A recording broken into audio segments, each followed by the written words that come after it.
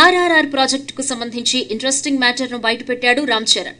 రాజమౌళి ఈ సినిమా కథ చెప్పిన తర్వాత కాసేపు అలా సైలెంట్ అయిపోయాను అని, ఆశ్చర్యంతో నోట మాట రాలేదు అని అంటున్నాడు. జక్కన చెప్పిన కథ అంత అద్భుతంగా ఉందని స్పష్టం చేశాడు. రాజమౌళి కథ చెప్పడం పూర్తయిన తర్వాత అంతా నిశ్శబ్దం. ఒక షాక్లో అలా ఉండిపోయాను. ఇలాంటి ఆలోచన కూడా వస్తుందా అని ఆశ్చర్యంతో అలా కాసేపు సైలెంట్గా ఉండిపోయాను. పక్కనే ఉన్న తారక్ ఫస్ట్ రియాక్ట్ అయ్యాడు. ఆ సైలెన్స్, ఆశ్చర్యం నుంచి తేరుకోవడానికి నాకు కాస్త టైం పట్టింది. ఇలా ఒక అద్భుతమైన కథతో రాజమౌళి తనను పడేశాడని చెప్పుకొచ్చాడు చరణ్. ఎన్టీఆర్కు తనకు విడివిడిగా కథ చెప్పలేదని, ఇద్దరినీ కూర్చోపెట్టి ఒకేసారి కథ చెప్పాడని స్పష్టం చేసిన చెర్రీ, కాలిఫోర్నియా వెళ్లింది కూడా సినిమా కోసమే అని తేల్చి చెప్పాడు. రాజమౌళి మమ్మల్ని సెలెక్ట్ చేసుకున్న తర్వాత కథ అనుకోలేదు.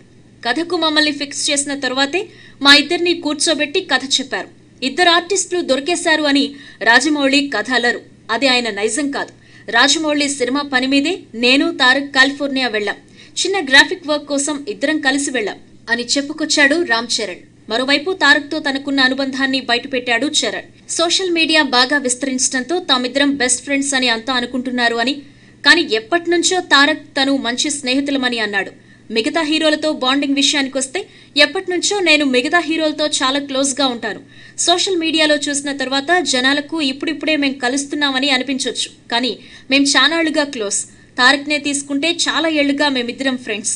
మహేష్తో ఈ మధ్య కాలంలో బాగా కలుస్తున్నాను. రాజమౌళి సినిమాలో పెద్దగా మేకోవర్లుండవని, ఓ సాధారణ కుర్రాడు ఎలా ఉంటాడో అలానే చాలా సాదాసీదాగా కనిపిస్తాను అని అంటున్నాడు చరణ్.